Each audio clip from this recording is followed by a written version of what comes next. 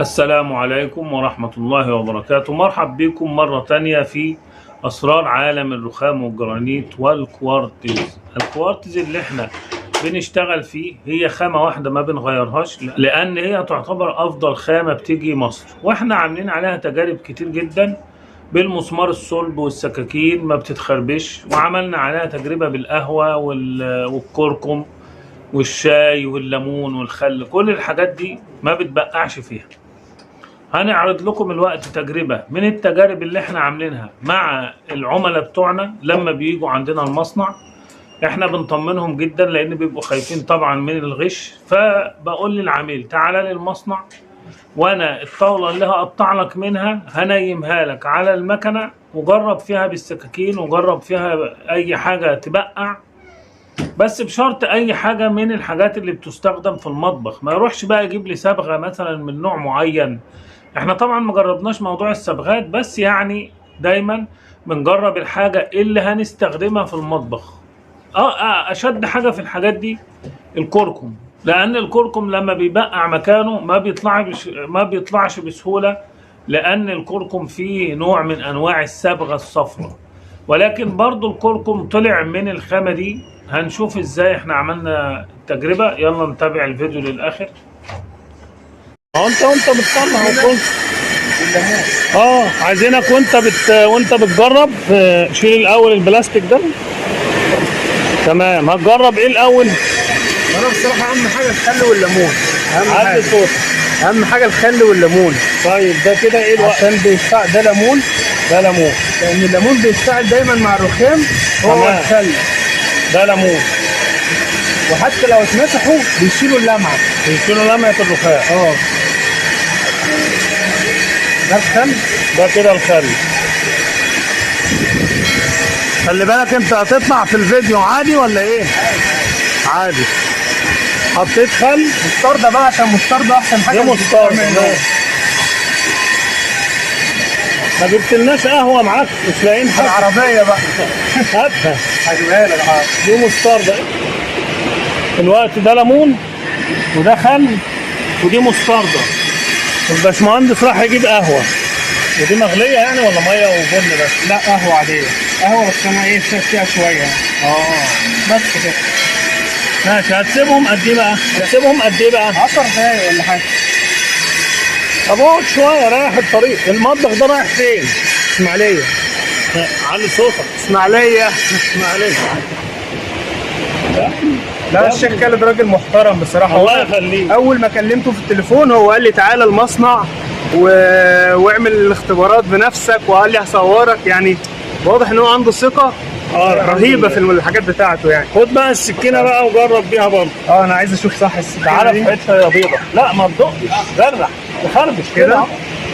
بس الدق ده ما حدش بيدق، يعني ما حدش يا جماعة يدق بسكينة ولا بسطور. خربش. دوس جامد بقوة. بتدوس بقوة. هو عمل خطوط سودا كده. ايوه عمل خطوط سودا، وبعدين زي القلم. حفرت. امسحها. خد حتة ليمون وامسحها بليمون. امسح بقى بالصباع كده. لا صباعنا اقوى. بتطلع. وعندنا بقى احنا الوقت ميه نار وتنر، هنجيبهم ونجرب بيهم. ده مكان السكينة طلع. هجيب لك ميه نار وتنر. دي كده احنا جبنا ميه نار وبعتنا نجيب تنر. طب دي هنعرفها ازاي ان هي ميه نار؟ هنحط دي كده. دي رخامة طبيعية، هنحط عليها ميه النار ونشوفها بتعمل ايه. دي كده ميه النار اتفاعلت مع الرخامة الطبيعية اهو. بتحفر فيها. بص بتعمل فيها ازاي. اشد ميه نار دي هنحطها بقى هنا كده عند القهوة من ورا. ما بتتفاعلش اصلا، يعني زي ما تحط ميه نار على ازاز، ما بتعملوش حاجه. ده حتى ريحتها صعبه، يعني ريحه الميه. انا علي صوتك يا باشمهندس. لما قربت من ميه النار دي ريحتها جت في مناخيري صعبه يعني. بس هي هنا بجد عامله زي كأنها ميه عاديه، يعني كأنها ميه محطوطه على رخام عاديه، ولا في اي بقلاله ولا في اي حاجه ولا في اي تفاعل. هنا عملت ايه؟ شوف هنا كده، ماشي صباعك ما تخافش، خلاص تفلت. ولا نشيلها كده، شوف مكانها. لا يخل.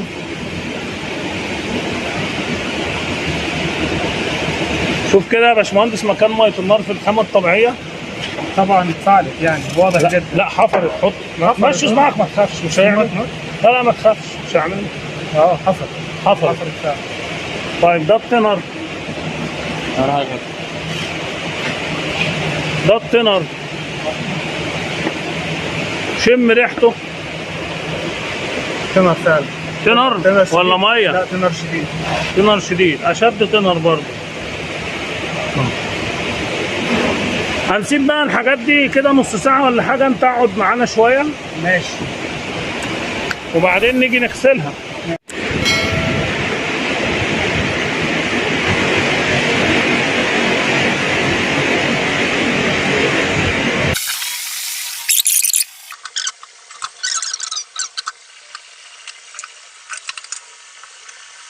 قول لي كده ايه اللي معلم مكانه؟ القهوه ولا المستردة ولا دي؟ لو سابت علامه هنجيب لها طرق عشان هي فيها صبغه، عامله زي الكركم. الكركم برضو بالميه ما بيطلعش كامل، بيطلع بالتنر او بالكروم.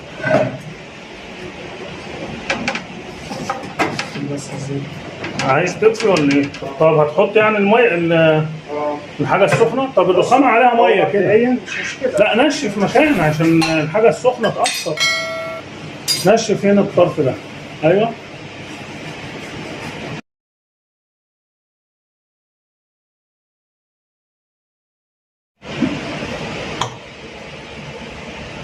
دي كده كنكه المونيا قعدت على النار، حاسب سخن. هتسيح كل حاجه انت كده.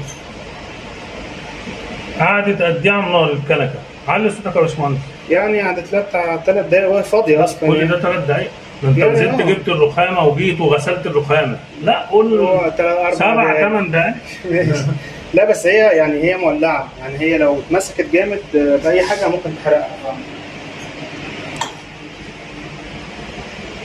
هو مبدئيا مفيش حاجه من الحاجات اللي احنا حطيناها علمت، يعني مفيش اي حاجه. طيب شوف تانية. الحاجه السخنه كده عملت ايه؟ امسح مكانها. هي عملت بس سواد مكان القعر بتاع الكنكه، لكن مش هتعلم في الكوارث. اديله شويه ميه.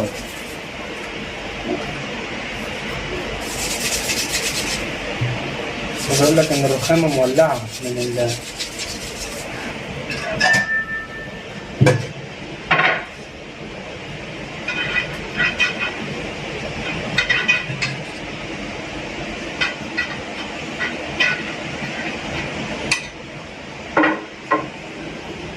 يعني يعتبر الدنيا حلوه، مفيش اي حاجه،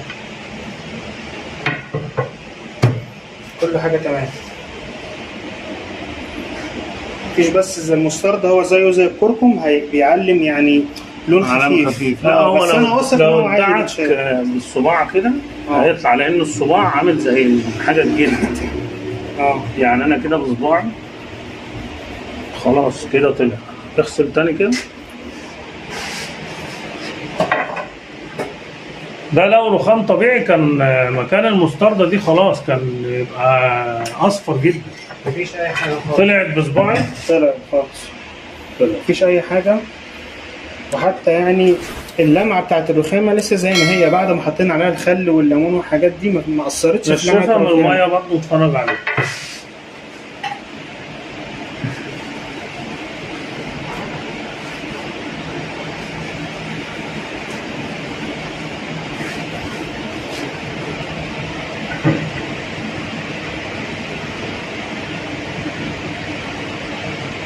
مفيش اي حاجه.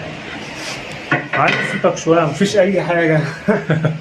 الرخامه احنا بهدلناها، يعني حطينا فيها مستردة، حطينا خل، حطينا قهوه، حطينا ليمون، حطينا ميه نار، حطينا تنر، حطينا كنكه سخنه بقى لها 8 دقايق على نار والكنكه فاضيه ما فيهاش ميه، حطيناها، عملنا كل حاجه يا رخامه بجد. تمام. يعني كده انت هتدفع فلوس ولا لسه برضه؟ والله انا اشتريت. انا اشتريت خلاص. عايزين برضو التجربه اللي بقى لها 10 ايام دي نغسلها بص تحت عليها. بقى ماشي. في خزان ميه تحت، ماشي. نغسلها بالمره في الفيديو ده عشان انا نسيتها اصلا. ماشي. بقى لها 10 ايام عليها الحاجات. يلا بينا.